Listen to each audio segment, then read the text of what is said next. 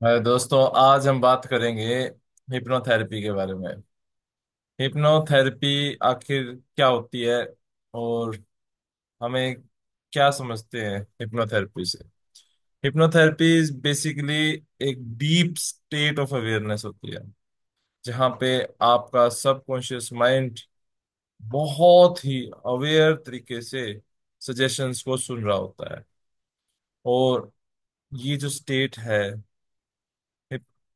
ये कई बार हम दिन में ऑब्जर्व भी करते हैं और इसके अंदर रहते भी हैं। इस स्टेट का नाम है ट्रांस स्टेट। हिप्नोथेरेपी में इस स्टेट को ट्रांस बोला जाता है, जहाँ पे हम डीप स्टेट ऑफ अवेयरनेस से सुनते हैं चीजों को।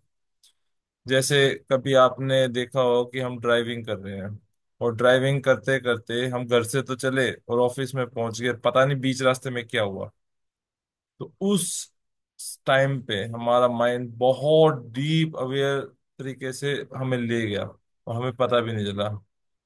तो यहाँ पे कॉन्सेप्ट आता है एक कॉन्शियस माइंड का और सबकॉन्शियस माइंड का। जो सबकॉन्शियस माइंड होता है वो ऑटोमेटिक कर देता है चीजों को, और कॉन्शियसली हमें एफर्ट लगाने पड़ते हैं विल पावर से।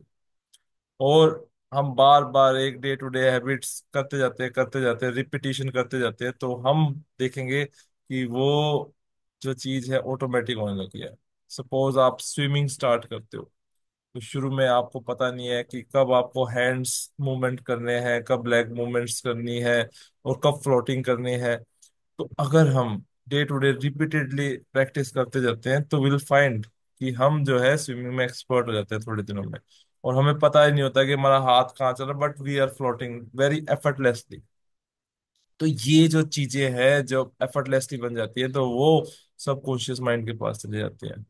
तो हिप्नोथेरेपी में हम उस स्टेट को, ट्रांस स्टेट से ऐसी ऐसी सजेशन इंफॉर्मेशन रिपीटेडली सजेशन दे दे के अपने सबकॉन्शियस माइंड को वो सजेशंस देते हैं, और धीरे धीरे वो चेंजेस हमारी लाइफ में आने लग जाते हैं।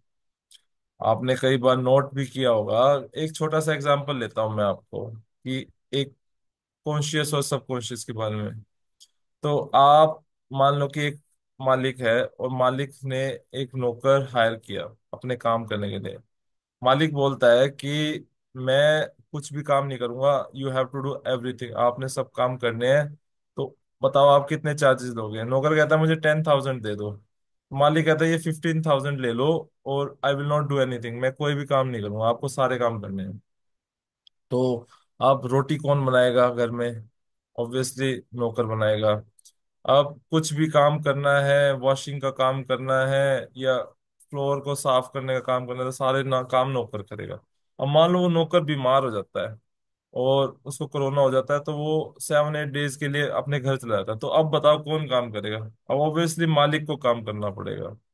और जैसे ही मान लो कि 7-8 दिन बाद डोरबेल बजती है और मालिक कुछ काम कर रहा था, जैसे डस्टिंग कर रहा था घर की, तो उसने जैसे ही नौकर को देखा, तो और जैसे ही डोर खोला, तो अब बताओ कौन काम करेगा? अब ऑब्वियसली नौकर काम करेगा। अब डस्टिंग नौकर करेगा, उसकी वहां से कंटिन्यू।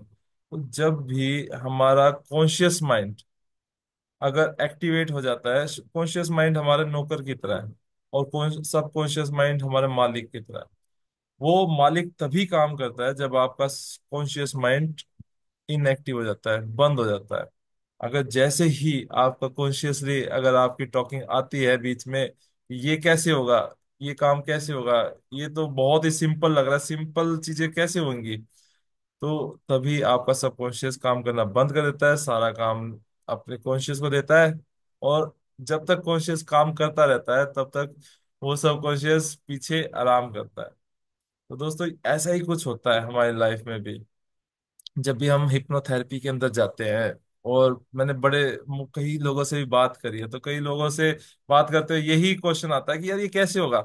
मैंने कहा यार, आप आम खाओ, आम का जो फ्रूट होता है, जो उसका रस होता है, उसका स्वाद लो। आप ये मत पूछो कि ये बीज कैसे बना, बीज कैसे बड़ा हुआ, पेड़ बना, उसके अंदर फिर वो मिठास कैसे गई उसके अंदर। ये सब प्राकृतिक है। These are something which we are doing on a daily basis. हम देखेंगे चारों तरफ हमारे मिरेकल ही मिरेकल हो रहे हैं।